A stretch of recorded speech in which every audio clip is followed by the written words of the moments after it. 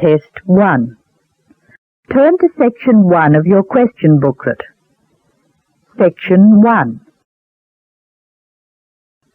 Listen to the conversation between Bob Wills, who is a foreign student advisor at a language school, and Angela Tung, who is a student, and complete the form.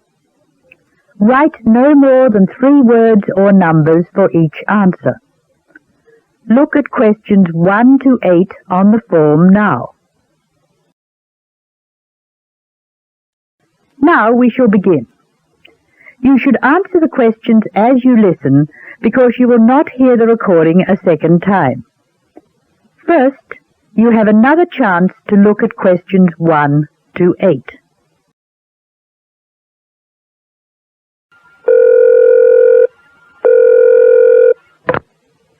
Hello, Foreign Student Advisor's Office. This is Bob Wills speaking. Can I help you? It's Angela Tung here, Bob. I'd like to make a request for special leave. Can I do that over the phone? Hello, Angela. You can make that request by phone, but I'll have to fill the form out. Let me get the special leave form. Okay, here it is. Tell me your student number, please. It's H for Harry, 5712. H5712. Okay. What's your address, Angela? I live at 10 Bridge Street, Tamworth. 10 Bridge Street, Tamworth. And your phone number? The telephone number's 8106745. Thanks. What course are you doing? I'm in the writing class. Writing. Who's your teacher this term? Mrs. Green. She spells her name like the colour. Thanks. When does your student visa expire? Let me look. July 15. July 15. Okay. Which term do you want to take leave? Do you want dates? First, I have to write a term number. When do you want to take leave? In term 1. Okay. Term 1. Now, can you tell me what are the exact dates? I'd like to be away May 31 to June 4. Okay, I've got that. You'll miss 4 working days between May 31 and June 4. Is that right? Only 3? I'll be away over a weekend. I'll be back at my classes on June 5, so that's 3 days away. Look at questions 9 to 12. Now listen to more of the conversation between Angela and Bob and answer questions 9 to 12. Why do you want to take leave, Angela? I'm going to visit my Aunt May. She's my mother's sister. She and her husband are my guardians while I'm here. Where do they live? About 50 kilometres from here, near Armadale. Do you have to take so long if they live nearby? My mother is coming with me. She's come for a holiday, so she wants to have some time with May. And I want to spend some time with my mother, too. Aren't you going home soon? I've applied to extend my time here. I expect to go home in 12 months. That is the end of Section 1. You now have some time to check your answers.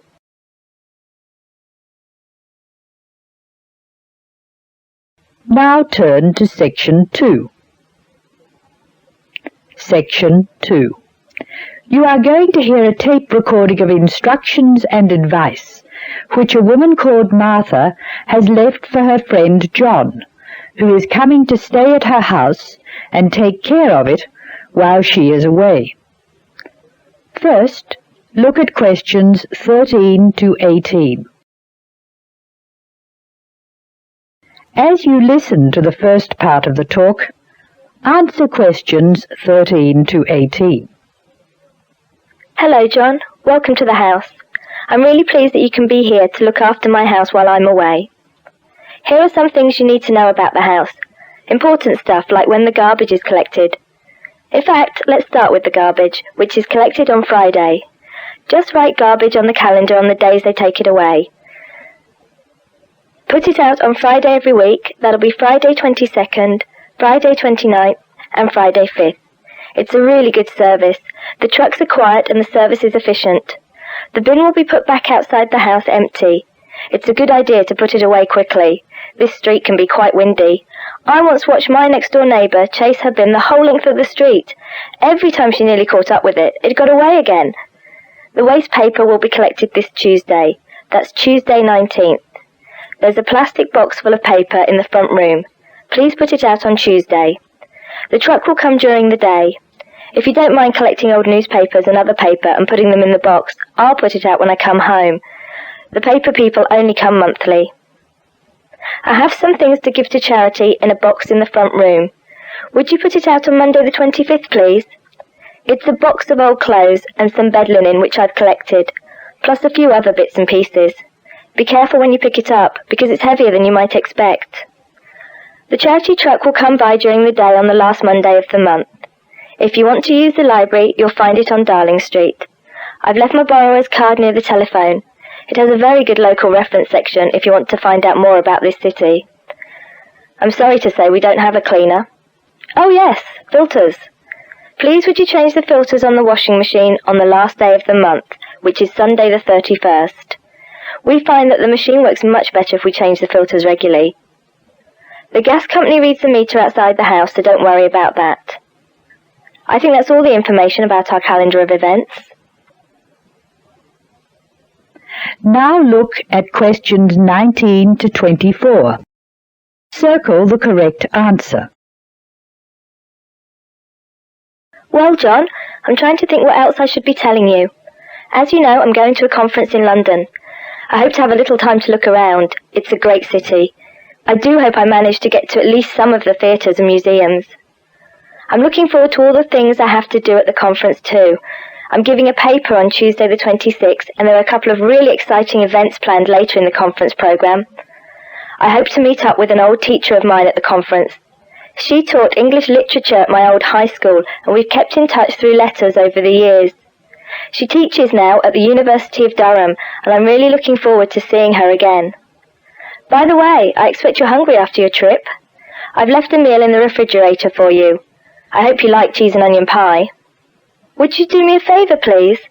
I haven't had time to cancel an appointment. It was made a long time ago, and I forgot about it until this morning.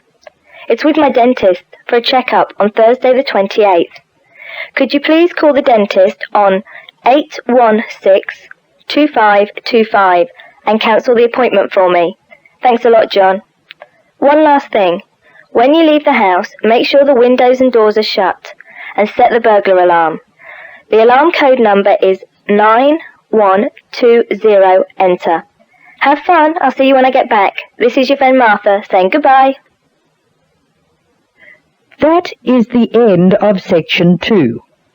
You will now have some time to check your answers.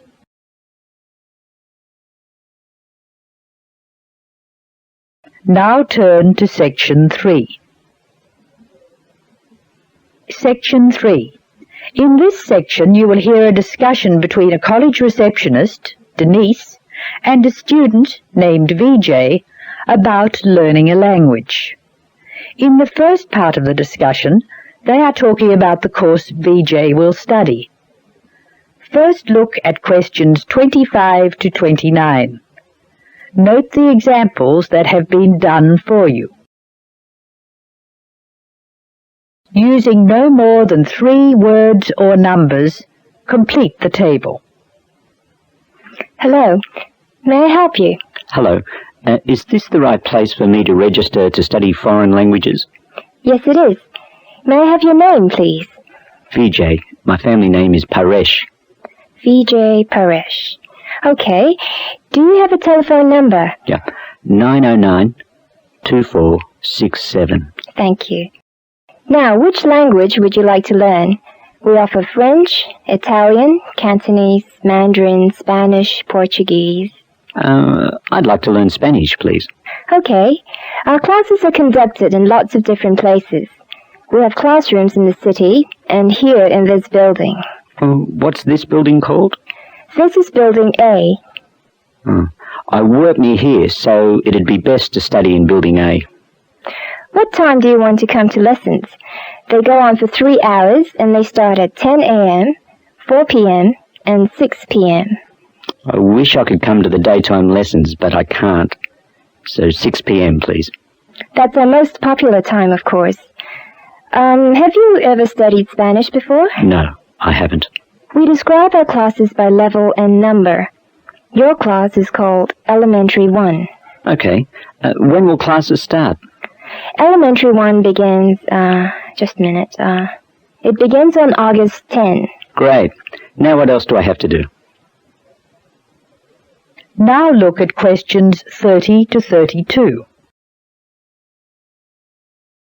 Choose the appropriate letters A to D and write them in boxes 30 to 32 on your answer sheet.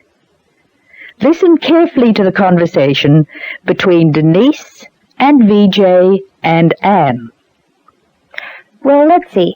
First you have to go to... May I have a minute, please, Denise? Of course, Anne. Excuse me for a minute, please, VJ. Did you file those forms for me last night? No, they're still on my desk. Oh, Denise, that's simply not good enough. I'm really sorry, Anne. It won't happen again. All right, Denise, go back to your customer, but please be more careful in future. Now listen to the directions and match the places in questions 33 to 36 to the appropriate letters A to H on the plan. I'm sorry, VJ. What were you saying? I wanted to know what else I had to do. Oh, of course. Please go to the building on the other side of Smith Street. I want you to go to the reception area first. It's just inside the door on the left as you enter from Smith Street. Give them this form. Okay. Do I pay my fees there? No, but the fees office is in the same building. Go past the escalators and you'll see a games shop. It's in the corner. The fees office is between the games shop and the toilets. Thanks. Where can I buy books? The bookshop is opposite the lifts. It's right next to the entrance from Robert Street. Your offices are spread out. Not as badly as they used to be. By the way, we offer very competitive overseas travel rates to our students. Oh, I'd like to look into that. Of course. The travel agency is at the Smith Street end of the building, in the corner next to the insurance office. Thank you very much. Bye. This is the end of section 3. You will now have some time to check your answers.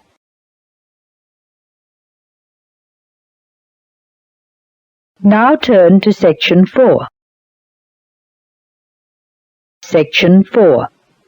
You will hear an extract from a lecture on traffic management. Listen to what the speaker says and answer questions 37 to 41. First, you have some time to look at the questions.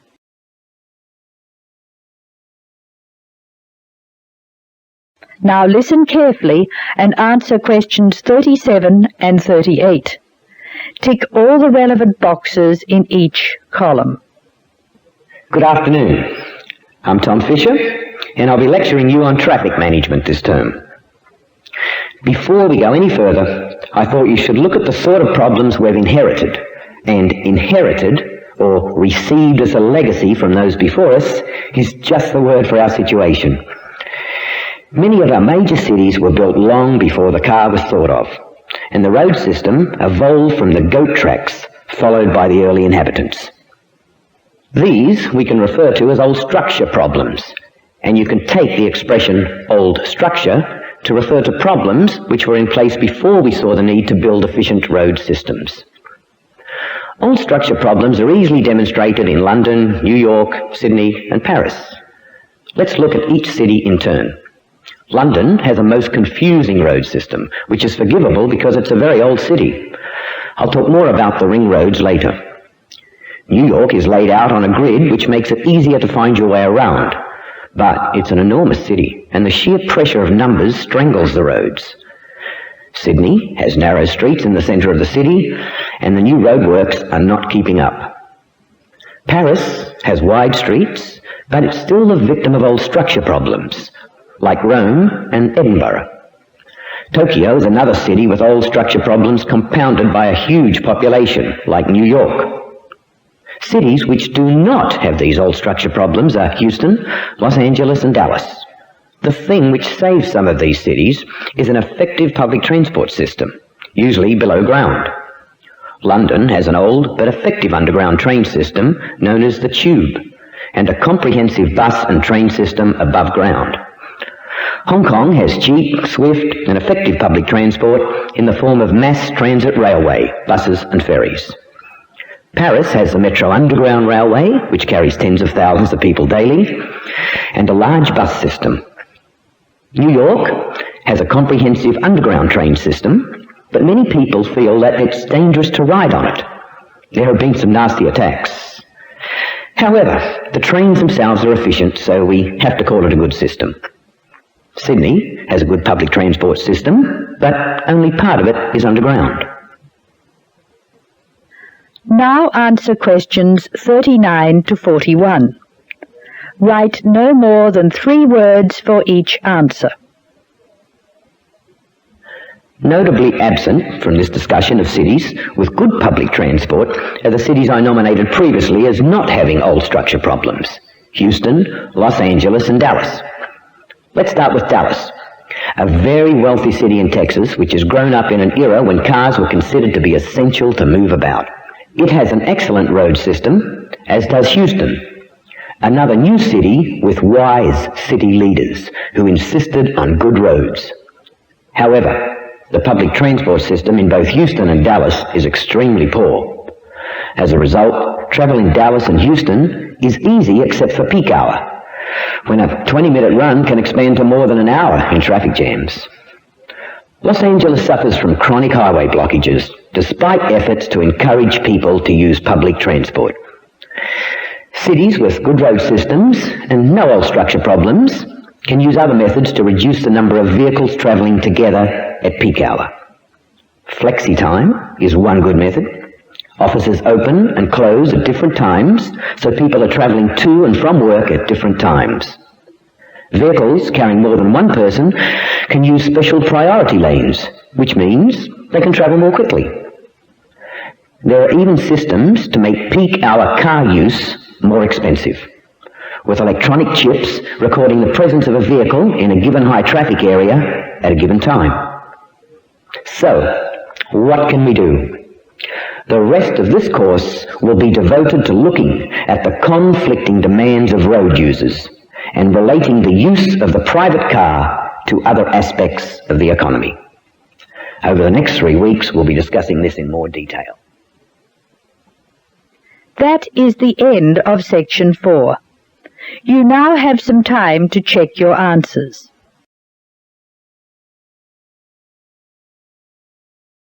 That is the end of test 1.